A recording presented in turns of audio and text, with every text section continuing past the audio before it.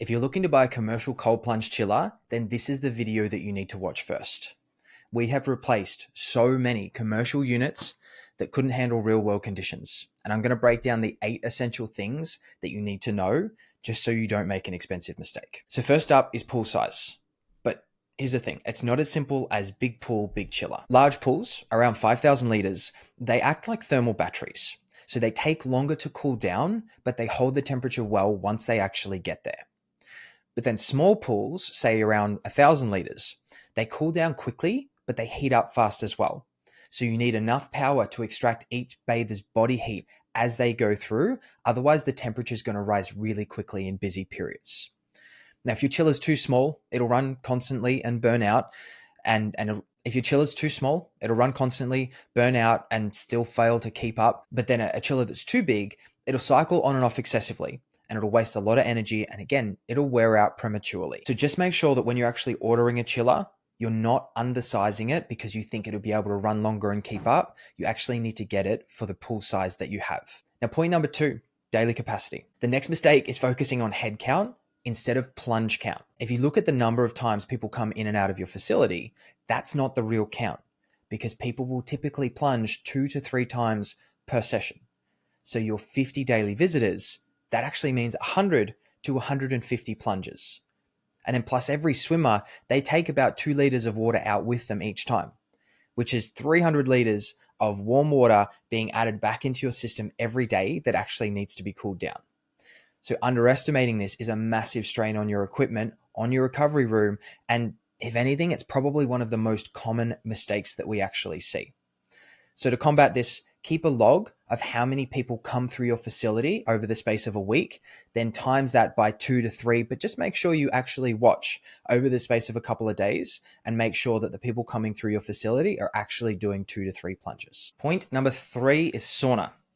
If you offer sauna or hot plunge alongside your cold plunge, which most places do, your chiller needs to work a lot harder to actually keep up because the person's heat load put into the pools once they actually jump in after being in the sauna, it increases by about 50% because their skin temperature rises from typically around 32 degrees Celsius up to 40 to 42 degrees Celsius.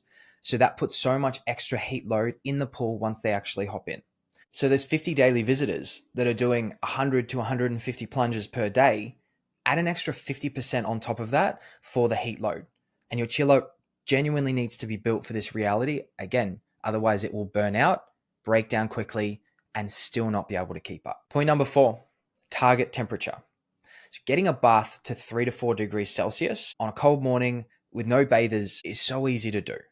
But maintaining that temperature during business hours in real world conditions when it's not overnight temperatures, that's where most chillers fail. And the thing is, the power needed to maintain 5 degrees Celsius is exponentially more than what's required for 10 degrees Celsius. And 10 degrees Celsius takes significantly more than maintaining 15 degrees Celsius. Most companies advertise low temperature capabilities based on ideal conditions, but then their units collapse under real world conditions. So if you want to maintain temperatures below 10 degrees Celsius consistently, you need serious equipment designed specifically for that purpose. So the majority of the ones advertised as commercial that you see as soon as you do a quick Google search, there is very little chance that they'll be able to maintain 15 degree, let alone getting towards 10. Now, number 5 is power supply. This is a very expensive mistake and very easy to make. If you get this wrong, you could genuinely face a 6-figure bill just to make your chiller operational. Now, step number 1, call an electrician. This is the easiest way to do it because they're going to have to do an analysis anyway. But if you want to know right now whether you have single phase or 3-phase, you can go and check your switchboard. If you have 3-phase, which is basically like 3 hoses of power coming into your facility, so this is what most industrial chillers will need, it will be 3 circuit break switches side by side. That will typically mean you have 3-phase power. But if you have just one switch, that's single phase. So you have 3-phase and single phase. But the other thing we need to look at is amps. So amps is essentially the flow that you are able to put towards a chiller. So most chillers, most proper chillers that will be able to manage a commercial recovery room, they require 32 amp power. And if your setup offers less, your chiller, if you didn't pick the right chiller for it, it'll trip the breaker immediately and it simply just won't start. So always verify with your electrician first. Do you have 3-phase or single phase? And how many amps you have. So if you have 32 amps in 3-phase, you can get just about anything. But if you have 3-phase and 20 amps, just make sure you let the manufacturer know.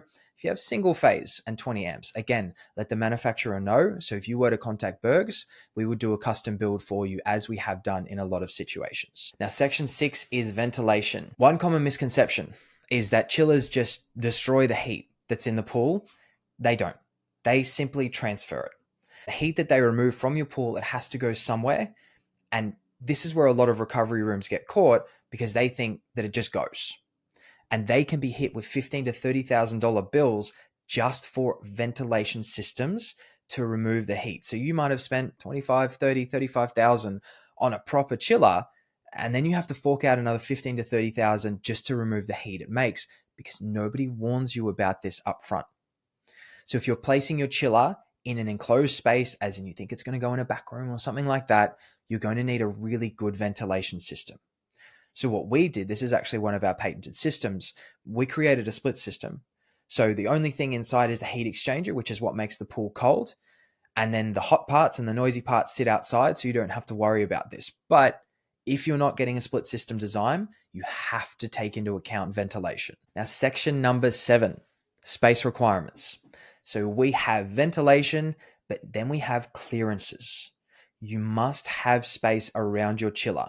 There's no questions asked, because the chiller, it needs at least 1 meter of clearance on the front, and it needs at least 400 to 500 on either sides and the back. And the reason is it needs airflow, but the maintenance people also need access.